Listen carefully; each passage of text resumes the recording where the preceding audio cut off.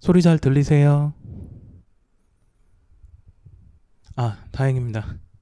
자, 그러면 일단 확인해 주신 분이 계시니까 바로 이제 수업 시작할게요. 자, 지금 요거 이제 7급 PSAT 모의평가 이게 시험이 나왔는데 시험 문제 딱 보시면서 좀 어렵다라고 느끼셨을 거예요.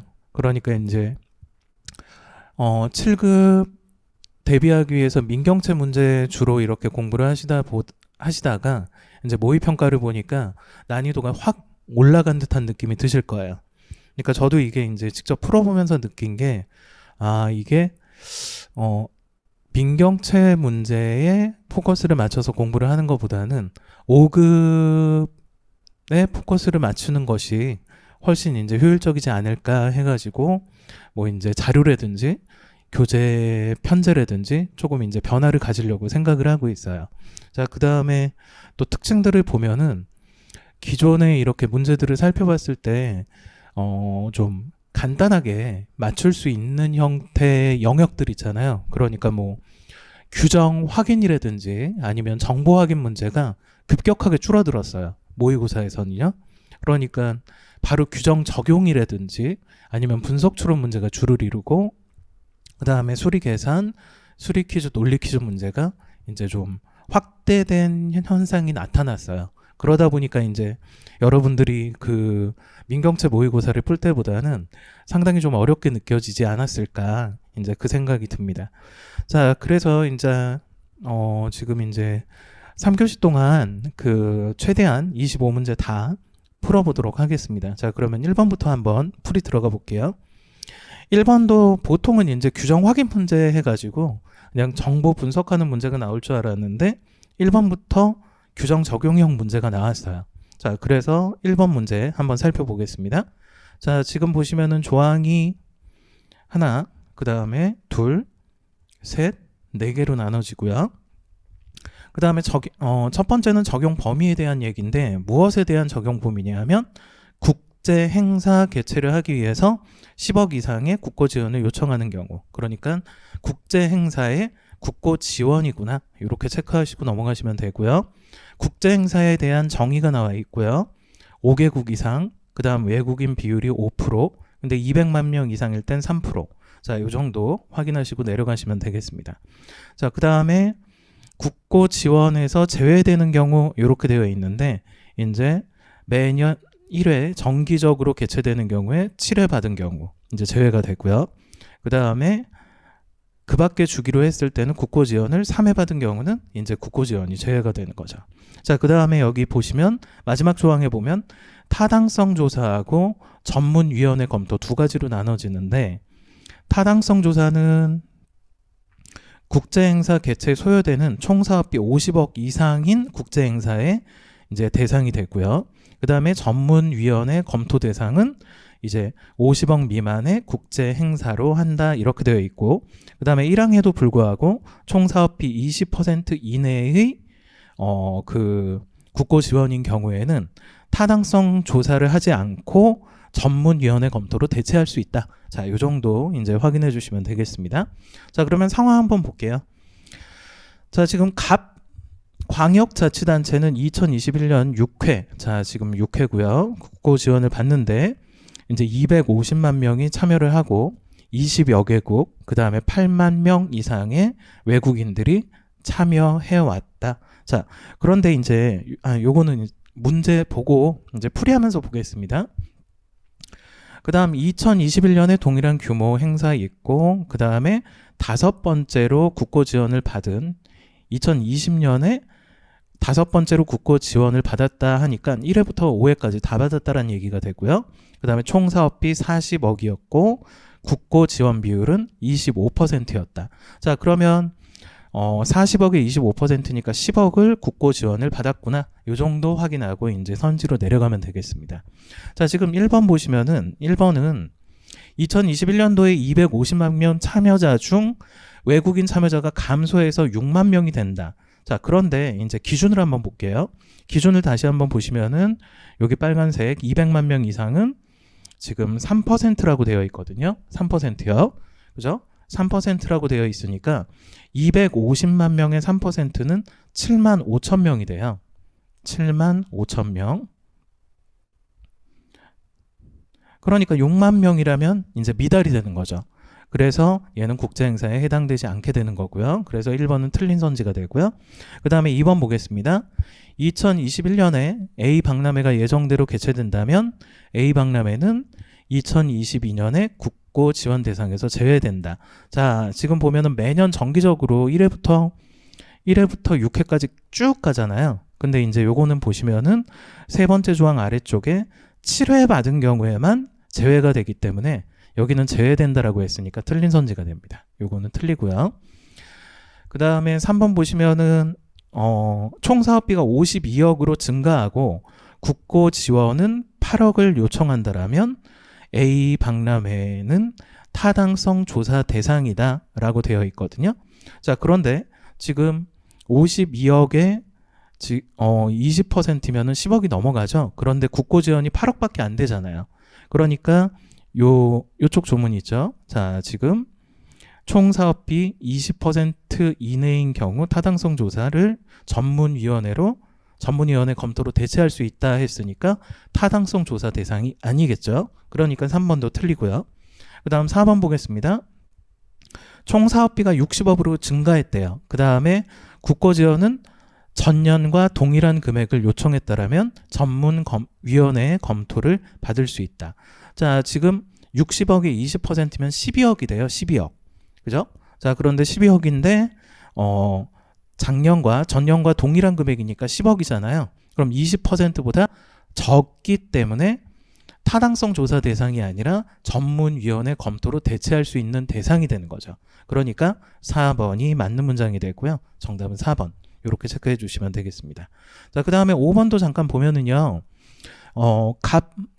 지금 요게 이제 공동 주체에 대한 주관에 대한 얘기가 나와 있는데 맨 윗조문을 보시면 광역자치단체와 기초자치단체의 공동 주관도 포함된다라고 했으니까요.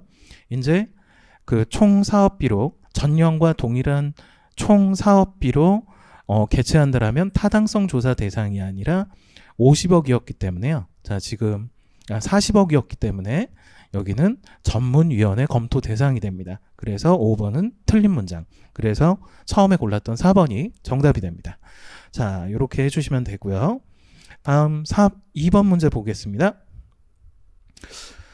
자, 2번 문제도 보시면은 바로 그 규정 적용형 문제가 바로 나왔어요. 자, 그래서 이제 여러분들이 초반에는 민경채 문제 모의고사 보면 초반에는 이게 확인하는 정도의 문제가 나왔는데 계속 적용형 문제가 나오니까 좀 당황스러웠을 수도 있을 텐데 이제 여기에 적응해 가야죠. 네. 자, 2번 한번 보겠습니다. 자, 2번도 보시면은 조항이 지금 크게 두 개로 나눠지고요. 첫 번째 조항은 지능기금 징수에 대한 얘기. 자, 지능기금에 대한 징수. 그 다음에 옳은 것 고르는 겁니다. 자, 지금 보시면 지능기금은 이제 100분의 5의 지능기금 징수한다라고 되어 있고요. 그 다음에 직전 연도에 아래 조문 제1호에 해당되는 영화를 연간 상영일수 100분의 60 이상 상영한 경우에는 징수하지 않는다. 이렇게 나와 있고요. 그 다음에 지능기금은 매월 말일까지 징수해서 다음 달 20일까지 위원회에 납부해야 되고 그 다음에 납부하지 않았을 때는 체납된 금액의 100분의 3을 가상금으로 부과한다. 뭐 이 정도 봐주시면 되고요. 그 다음 아래쪽 보시면은 지능기금 수납에 대한 위탁 수수료에 대한 얘기가 나와 있는데 수수료는 지능기금 징수액의 100분의 3을 초과할 수 없다. 그러니까 맥시멈이 100분의 3이라는 얘기입니다.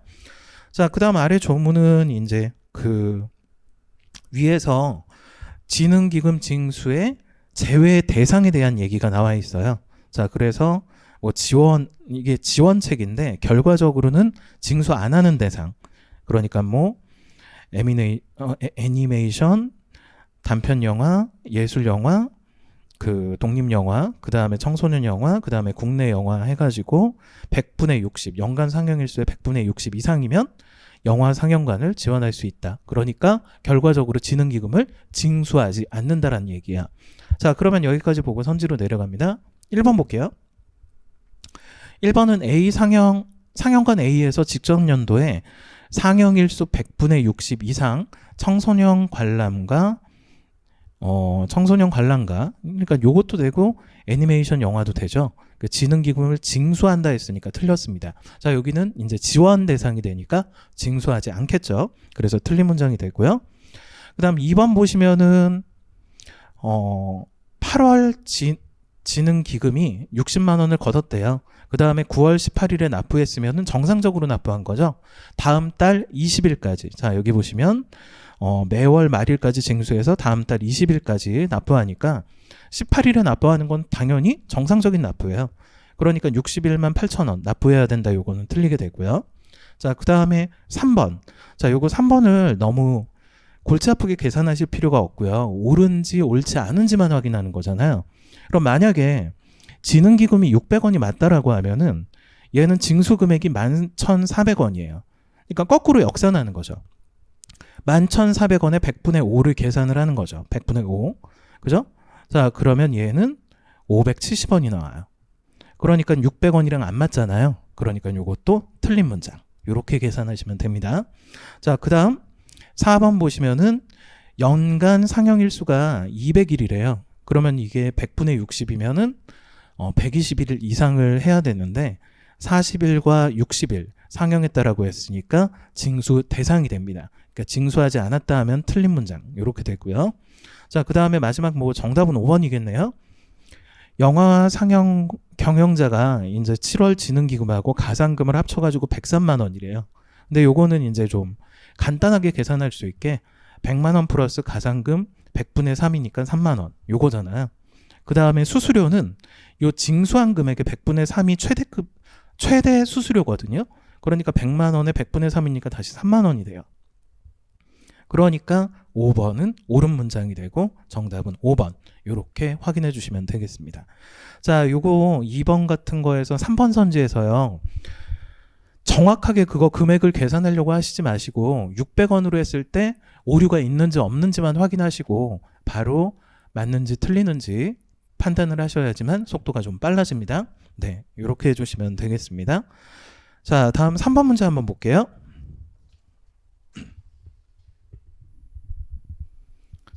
자, 이번엔 3번 문제. 연이어서 규정 적용 문제입니다. 규정 적용 문제인데 용어가 3번 문제 같은 경우는 이제 여러분들이 문제를 좀 푸실 때 용어를 좀 많이 조심하셔야 돼요. 용어. 그러니까 이제 지방 법원이 나오고요. 그 다음에 지방 법원 지원이 나오고요. 자, 그 다음에 쭉 내려가다 보면은 지금 시 법원, 군 법원 해가지고 요 용어들이 되게 헷갈려요. 그러니까 이제 법에 좀 익숙하신 분들은 이제 편하게 다가오는데 갑자기 이런 문장을 보면은 이제 헛갈리실 수 있으니까 용어 중심으로 좀 봐주시면 되고 내용을 한번 볼게요. 자, 지금 관할구역을 지역별로 정하는데 피고의 주소지를 관할로 하는 지방법원과 그 지원에서 재판을 담당한답니다. 민사소송 1심은요. 그런데 금전 지급 청구 소송은 원고의 주소지에서도 가능하다란 얘기예요. 금전 지급 청구 소송만요. 그러니까 그냥 민사소송 1심은 피고 주소지 관할하는 지방법원이나 지원에서 하는 게 맞는데 금전 지급 청구 소송에 대해서는 원고의 주소지에 대해서도 재판이 가능하다. 요거 구분을 명확하게 하시고 내려가야 됩니다. 자, 그 다음에 재판 사무 일부를 빨리 처리하기 위해서 시법원과 군법원에서는 하는 게 소송 가액이 3천만 원 이하인 금전 지급 청구 소송을 전담한다. 이렇게 되어 있어요. 자, 전담한다 하는 얘기는 지방법원이나 지방법원 지원에서 안 하고 무조건 전담한다라고 했으니까 시법원, 군법원에서 한다라는 의미가 되겠죠. 자, 그래서 이걸 파악하시고 내려가고요. 이러한 경우 소송의 원고 또는 피고의 주소지 관할하는 시군 법원이 있으면 지방법원 그 지원에서 재판할 수 없고 오직 시군 법원에서만 재판을 한다. 이렇게 되어 있습니다. 자, 그러면 이제 상황을 한번 볼게요. 갑은 을에게 빌려준 돈을 돌려받기 위해서 소송 가액 소송물 가액이 3천만 원인 금전 지급 청구의 소를 하고 있습니다. 자, 그러면 지금 갑이 원고가 되고요. 을이 피고가 되겠죠. 자, 그래서 요거를 좀 구분을 하고 넘어가야지 실수가 없겠습니다. 자, 그 다음에 보시면은 1억짜리에 대해서 인도 청구도 또 있대요. 그러니까 지금 청구가 두 개입니다. A 청구 하나 3천만 원짜리, 그 다음에 1억짜리 B 청구 하나 이렇게 되어 있고, 원고의 주소지는 김포시, 그 다음에 피고의 주소지는 양산시래요. 자, 이렇게 되어 있을 때 이제 한번 확인을 해보겠습니다. 자, 그러면 먼저 A 청구는요, 우리가 내용에서 파악을 했지만 3천만 원 이하이기 때문에요, 시법원이나 군법원이 있으면, 시법원이나 군법원이 있으면 거기서 전담을 하게 된다라고 그랬어요. 그죠? 그래서 여기 문장을 보시면 소송물 가액이 3천만 원 이하인 금전 지급 청구 소송에 대해서는 전담을 하게 되어 있거든요. 자, 그러니까 만약에 이제 A 청구에 대해서 파악을 한다라면은 이제 법원에서는 안 되는 거죠. 지원도 안 되고요. 왜냐하면 김포시에 대해서는 김포시 법원이 있고요. 양산시에 대해서는 양산시 법원이 있거든요. 그죠? 그러니까 시 법원이 있기 때문에 지금 보시면 1번은 인천지방법원 부천지원에서 A 청구를 재판할 수 있다 했으니까 틀리는 겁니다. 시법원이 존재하니까요. 그 다음에 인천지방법원에서도 A 청구 안 되죠. 네, 시법원이 있으니까 얘도 안 돼요. 자, 그 다음에 거꾸로 얘기를 하면, 거꾸로 이제 1억짜리에 대해서는 지금 3천만 원 이하가 아니잖아요. 그러니까 반드시 또 어디서 해야 되냐면 법원에서 혹은 지원해서 해야 되거든요. 자, 그런데 지금 여기는 시법원에 대해서 나와 있으니까 이건 볼 것도 없이 다 틀리게 되는 거예요. 그래서 최종 정답은 5번 이렇게 돼 있죠. 5번은 비청구잖아요. 비청구. 근데 비청구에 대해서는 1억이 되니까 아까 보시면은 피고의, 자, 위쪽에 이렇게 보시면은 피고의 주소지를 관할하는 지방법원에서 담당을 한다. 그러니까 인도 청구에 속기 때문에 피고여야 돼요. 그럼 피고는 양산시였고요. 여기 양산시는 울산광역시 관할구역 안에 들어가서 울산지방법원에서 하는 게 맞게 됩니다. 그래서 5번이 정답. 이렇게 해주시면 돼요. 그러니까 구분 명확하게 하시면 어렵지 않게 푸실 수 있었던 문제입니다. 자, 다음 4번 한번 보겠습니다. 자, 4번 문제 요거 문장 꼼꼼하게 안 읽으면 실수하실 수 있는 문제 같아요.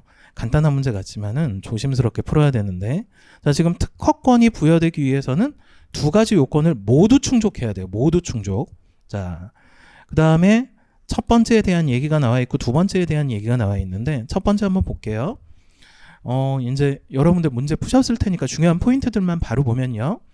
신규성이 존재해야 되고, 그 다음에 특허청에서 특허 출원 시점 기준으로 판단을 하고, 그 다음에 신규 발명이라도 발명 전에 내용이 널리 알려진 경우라든지 반포된 간행물에 게재된 경우는 신규성이 상실된다. 그래서 특허권이 부여되지 않는다. 이게 중요한 문장이고요. 그 다음에 발명자가 자발적으로 신규성을 상실시키는 행위를 한 경우에는 12개월 이내에 특허 출원을 하면 신규성이 상실되지 않은 걸로 간주한다. 뭐 신규성의 간주 이렇게 보시면 되겠습니다. 자, 그 다음 아래쪽 보시면은 둘째는 여러 발명자들이 독자적으로 연구하다가 동일한 발명을 완성하였다라면 완성 시기에 상관없이 먼저 특허청에 특허 출원을 하는 발명자에게만 특허권이 부여됩니다. 자, 그래서 이거를 갖다가 뭐라고 하냐면 선출원주의라고 하죠. 자, 근데 여기는 마지막 문장이 좀 중요해요. 따라서 특허청에 선출원된 어떤 발명이 신규성 상실로 특허권이 부여되지 못한 경우 동일한 발명에 대한 후출원은 선출원주의로 인해 특허권이 부여되지 않는다. 자, 그러니까 이거는 이제 우리가 상황을 살펴보다 보면 요 관련된 내용이 나오거든요. 자, 그래서 상황을 한번 볼게요. 이제 발명자 3명이 있는데 갑을 병 각자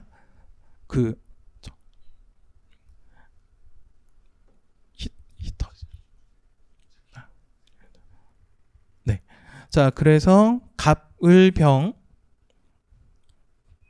잠시만요. 지금 저한테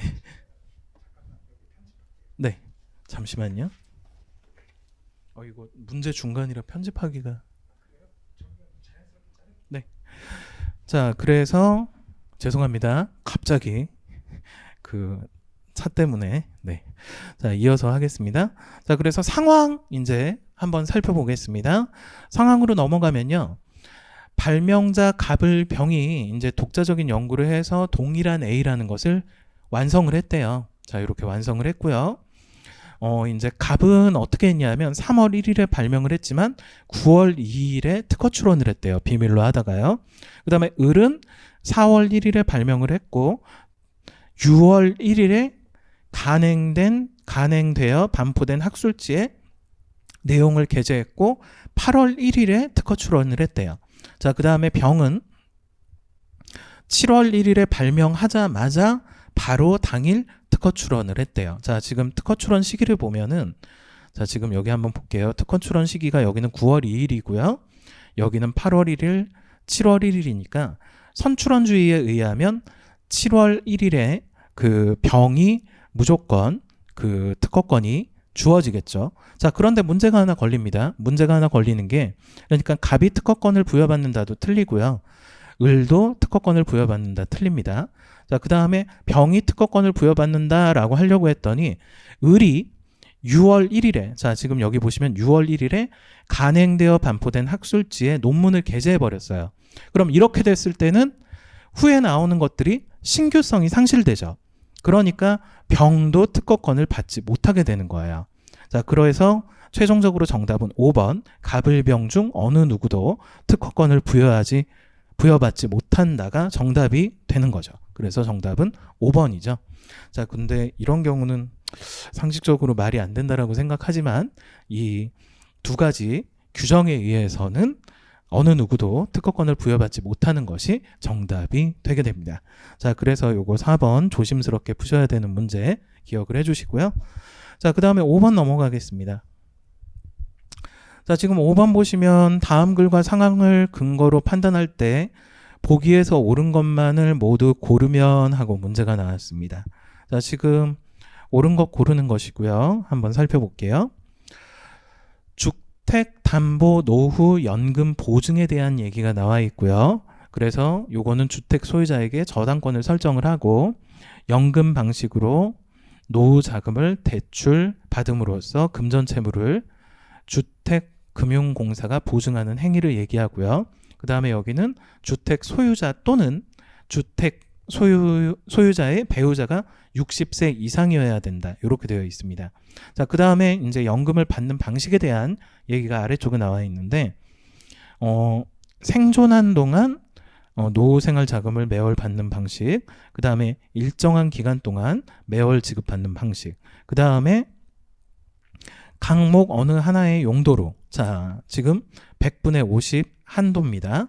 자, 그래서 해당 주택의 담보로 대출을 받은 경우, 그러니까 먼저 받았던 대출이 있는 경우에 잔액을 상환하는 용도나, 만약에 이것을 주택을 갖다 임차인에게 빌려줬다라고 했을 때 임차 보증금을 반환하는 용도로는 100분의 50까지, 한도액의 100분의 50까지 그 보증을 받을 수 있다. 이렇게 되어 있는 겁니다. 자, 그러면 상황 한번 볼게요. A주택 소유자 갑은 61세고요. A주택의 저당권을 설정을 하고 그 노후생활 자금을 대출 받으려고 하고요. 한도액은 3억이다. 이렇게 되어 있습니다. 자, 그러면 이제 보기에서 보면 기억 볼게요.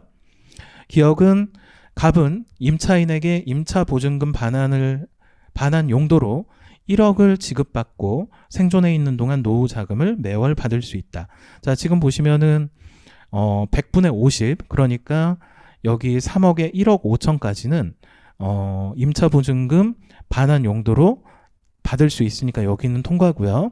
그 다음에 생존한 동안 노후 생활 자금을 받을 수 있는 것도 지금 보시면은 2항의 1호 여기 보시면 생존한 동안 받을 수 있는 방식이 있으니까 가능합니다. 자, 그래서 기억은 맞게 되고요. 자, 그 다음에 니은은 갑의 배우자의 연령이 60세 이상이어야 주택 노후 연금 보증을 통해 대출을 받을 수 있다 이렇게 되어 있는데 지금 여기 보시면 소유자 또는 소유자의 배우자잖아요. 근데 소유자가 이미 61세예요. 자, 그렇기 때문에 굳이 배우자의 연령은 필요가 없기 때문에 요건 틀렸습니다. 자, 그 다음에 D급 보시면은 지금 갑은 A주택을 담보로 대출받은 금액 중 잔액을 상환하는 용도로 1억 5천을 지급받고 향후 10년 동안 노후 생활자금을 매월 받을 수 있다. 이것도 가능하죠. 자, 그러니까 아까 한도액이 3억이었으니까 거기에 50% 1억 5천 가능하고요. 그 다음에 지금 2항의 두 번째 일정 기간을 정해놓고 매월 지급받는 방식 가능하기 때문에 D것도 맞는 문장입니다. 그래서 정답은 3번 이렇게 하시면 되겠습니다. 자, 다음 문제 살펴보겠습니다. 자, 이번엔 6번 문제입니다. 자, 6번 문제.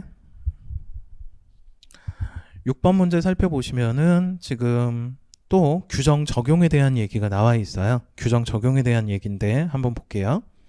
자, 지금 요거는 한 개 조항으로 되어 있고 지금 내용을 보면은 지역 개발 신청을 하기 위해서는 지역 개발을 하고자 하는 총 토지 면적의 3분의 2 이상의 토지 소유자의 동의 및 자, 그러니까 두 가지가 다 필요하다는 얘기입니다.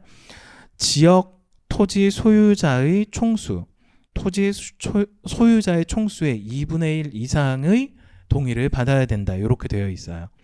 자, 그 다음에 지금 그 각 호의 기준에 따라 산정한다. 이렇게 되어 있는데, 자, 지금 보시면 토지는 지적도상 1필의 토지를 한 개 토지로 한다. 자, 이게 뭐 1필지 동일한데 이거는 약간 상식적으로 좀 알아야지만 나중에 문제 풀 때 헛갈리지 않으실 수 있는데 1필지 뭐 이렇게 되는 용어는 지적도상으로 나눠져 있는 그 공부상의 단위예요. 그러다 보니까 똑같은 면적으로 갈라져 있지가 않아요. 그러니까 서로 다른 면적이 1필이 될 수도 있어요. 그러니까 뭐 100제곱미터가 1필이 될 수도 있고 200제곱미터가 1필이 될 수도 있는 거죠. 그러니까 지적도상에 이렇게 나눠져 있는 거기 때문에 면적이 동일하지는 않다라는 거 요걸 알아야 되고요. 근데 이거는 내용을 몰라도 우리가 확인은 할 수가 있어요. 조금 이따 보시면요.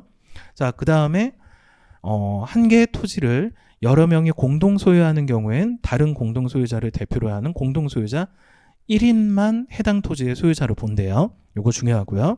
그리고 거꾸로 1인이 여러 개 토지를 하는 경우에는 토지수와 무관하게 1인으로 본다. 이렇게 되어 있습니다. 그 다음에 지역 개발을 하고자 하는데 국유지가 있으면은 재산관리청을 토지 소유자로 본다. 이렇게 되어 있습니다. 자, 지금 한번 보시면요.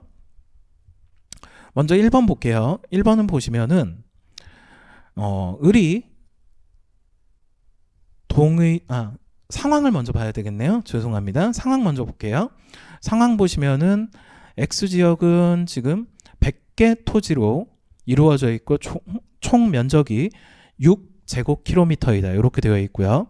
그 다음에 동의자 수 산정 기준에 따라 산정된 X지역 토지 소유자는 82명. 그 다음에 재산관리청이 2명이 포함되어 있고요.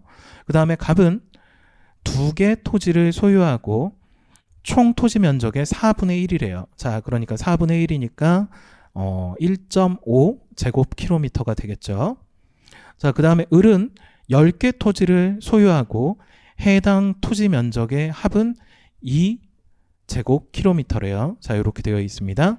그 다음에 병정무기는 X지역의 토지를 한 개를 공동 소유하고 토지 면적은 1제곱킬로미터다. 자, 이렇게 되어 있어요. 자, 이 상황을 이제 파악한 상태에서 선지를 볼게요. 자, 먼저 1번 보겠습니다. 자, 우리 옳은 거 고르는 거 잊지 마시고요. 을이 동의 대상자 31인의 동의를 얻으면 지역개발 신청을 위한 X지역 토지 소유자의 총수 2분의 1 이상의 조건을 만족하게 된다. 자, 지금 이게 이제 함정인 게 뭐 어렵지 않은 함정입니다. 왜냐하면 토지가 10개니까 10사람으로 쳐주는 것 같은데 우리가 지금 아래쪽에 3호를 보시면은 1인이 자, 여기 보시면 1인이 여러 개를 소유한 경우에는 토지수와 무관하게 1인으로 본대요.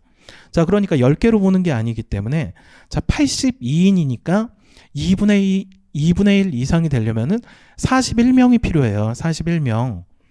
그러니까 을은 토지를 10개 가지고 있어도 한 명으로만 계산되니까 실제로는 40명이 필요하죠. 그죠? 자, 그래서 얘는 틀린 거. 자, 그 다음에 2번 볼게요. 2번은 X지역의 지역개발 신청 갑부터 기까지 모두 동의한 경우 나머지 동의자 중 38인의 동의를 얻으면 신청할 수 있다. 자, 지금 보시면은 갑 1명, 그 다음에 을 1명, 그죠? 토지가 여러 개라도 하나를 했으니까요. 그 다음에 지금 3호에 의해서, 아닙니다. 지금 몇 호냐 하면, 공동소유는 2호에 의해서 병정무기가 가지고 있는 것은 한 개의 토지를 공동소유하고 있기 때문에 한 명으로 봐요. 자, 그러니까 여기는 병 이렇게 할게요. 그러니까 3명이에요. 3명. 그러니까 과반이 되기 위해선 41명이 돼야 되죠. 그러니까 38명의 동의를 얻으면 신청할 수 있다. 이렇게 되어 있고요. 그 다음에 추가적으로 면적도 봐야 되죠. 자, 면적도 지금 1제곱킬로미터, 2제곱킬로미터, 1제곱킬로미터 하면은 여기가 지금 4.5제곱킬로미터예요. 그러니까 3분의 2, 그러니까 4분의 3이 돼버리니까 3분의 1을 넘어서 버리죠. 자, 그러니까 요건 가능하기 때문에 2번이 정답이 됩니다. 자, 나머지도 한번 살펴볼게요. 빠르게요. 토지 2개 이상을 소유한 자는 갑과 을뿐이다. 자, 지금 총 인수가 82명인데 토지는 총 100개예요. 82명이고요. 근데 2명을 빼면 80명이 되잖아요. 80명.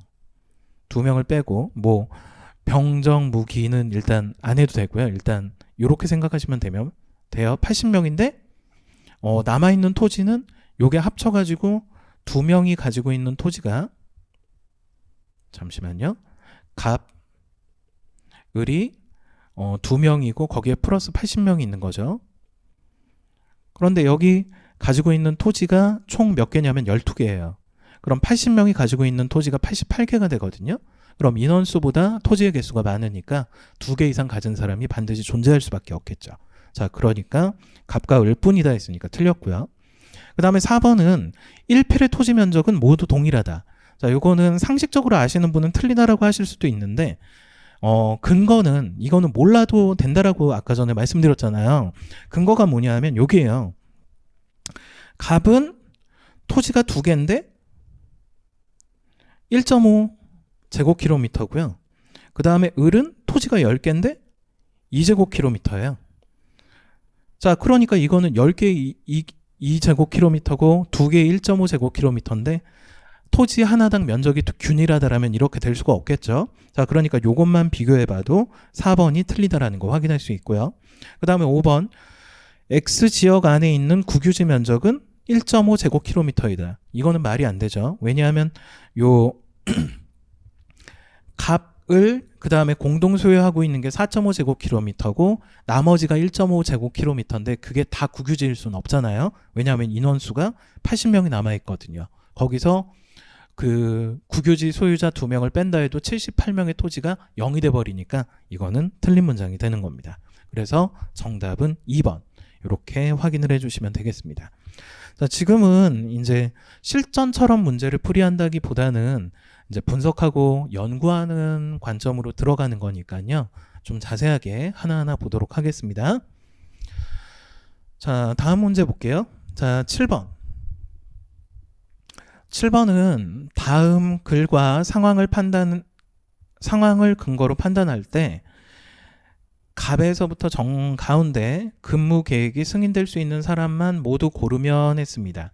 자, 요건 이제 뭐 분석 추론 문제 정도로 봐주시면 되는데 이제 정보들을 보면은 주 40시간 근무를 해야 됩니다. 딱 40시간.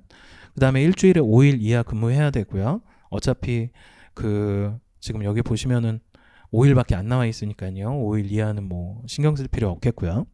그 다음에 복무 관리에 대해서 보니까 점심시간 12시부터 1시, 그 다음에 18시부터 17시 저녁 시간은 근무 시간에서 산정되지 않는데요. 자, 그래서 요건 틀렸고요. 틀린 게 아니라 요거 확인해 주시고요. 그 다음에 근무 시간 제약 1일 최대 근무 시간이 12시간이랍니다. 최대 근무 시간 12시간이고 최소 근무 시간이 4시간 이렇게 되어 있어요. 그 다음에 6시부터 24시까지 한정함. 그럼 빠르게 확인하시면 됩니다. 자, 지금 보시면은 여기 8시에서 18시까지잖아요. 8시에서 18시까지 총 10시간인데 실제로 10시간 아니죠. 중간에 점심시간 들어가니까 여기 9시간 됩니다. 그 다음 여기도 9시간, 여기도 9시간, 여기도 9시간 동일하게 나와요. 자, 그 다음에 여기 중간 보시니까 9시부터 13시면은 점심시간이 포함되거든요. 그럼 4시간이 아니라 여기는 3시간이 되죠. 그러니까 39시간이 되니까 값은 안 됩니다. 자, 그래서 값이 들어가 있는 거 선지들을 다 지워버리죠. 그러고 보니까 을은 공통적으로 다 들어가 있네요.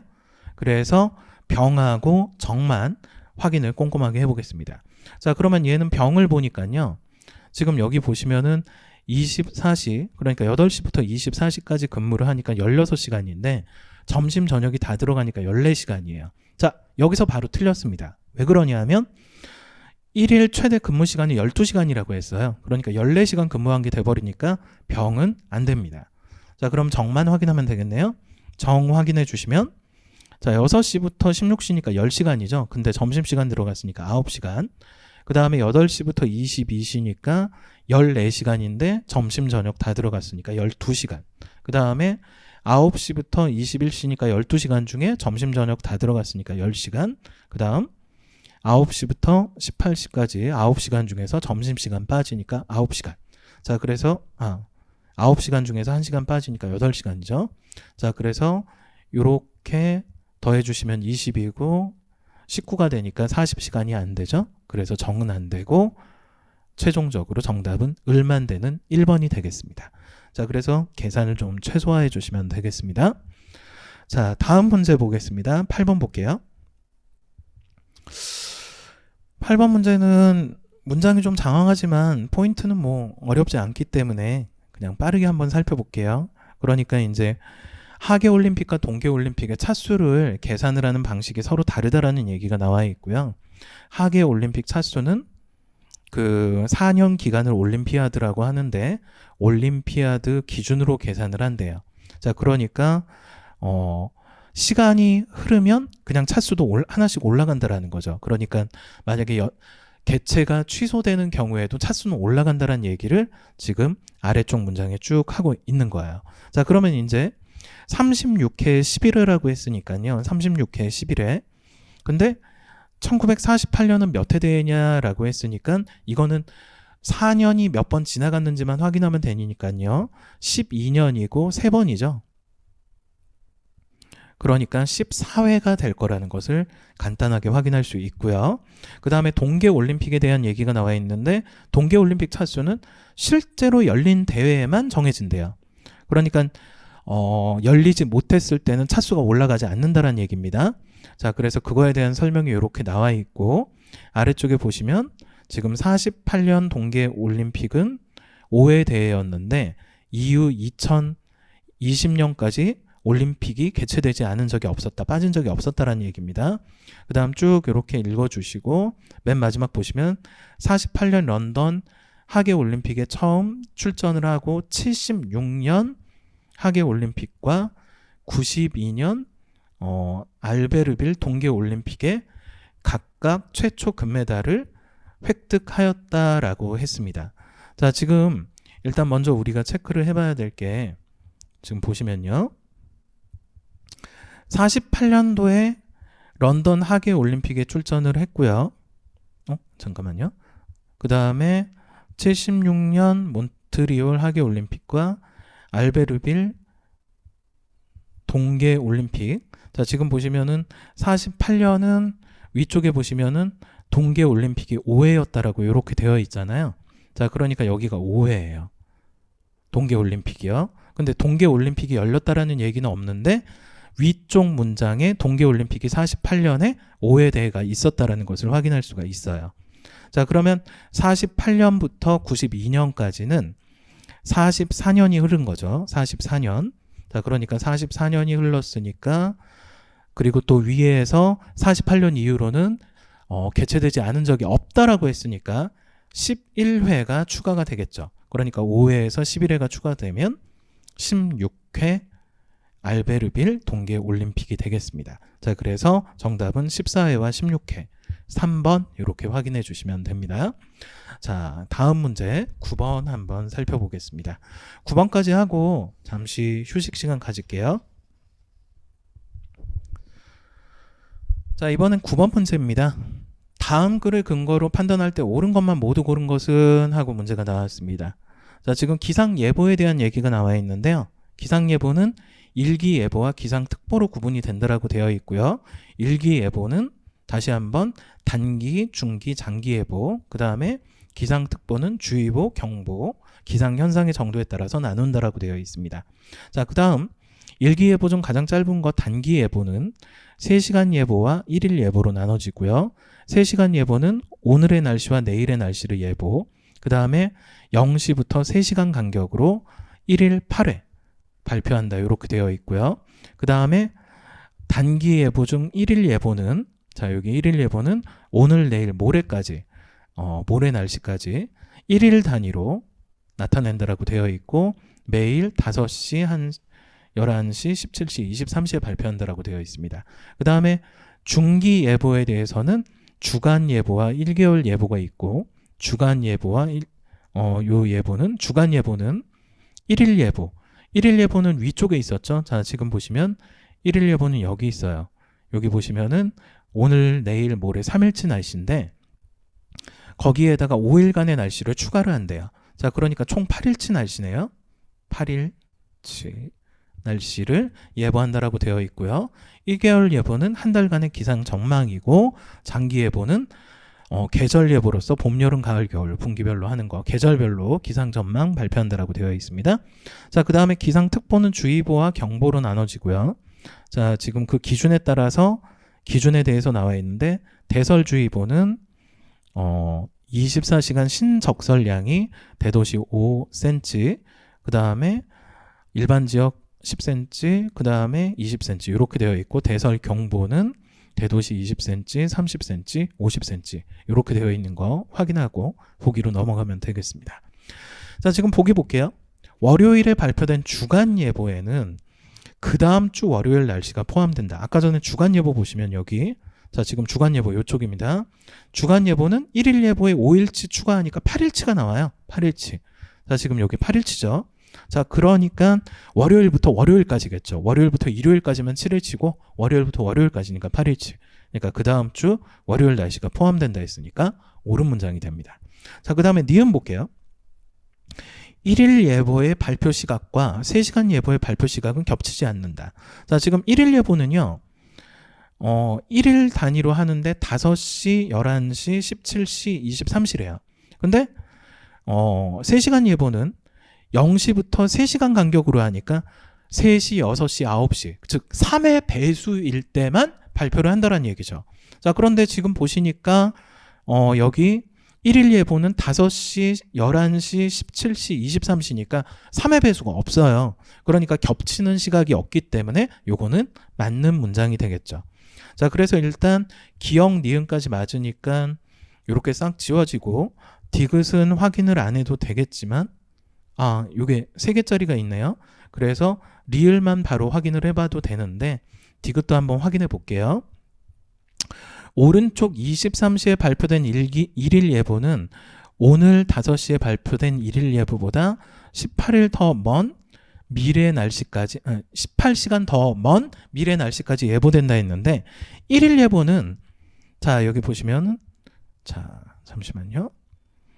1일 예보는 여기 보겠습니다. 여기 위쪽에 1일 예보는 오늘, 내일, 모레 날씨를 1일 단위로 한다란 얘기예요. 그러니까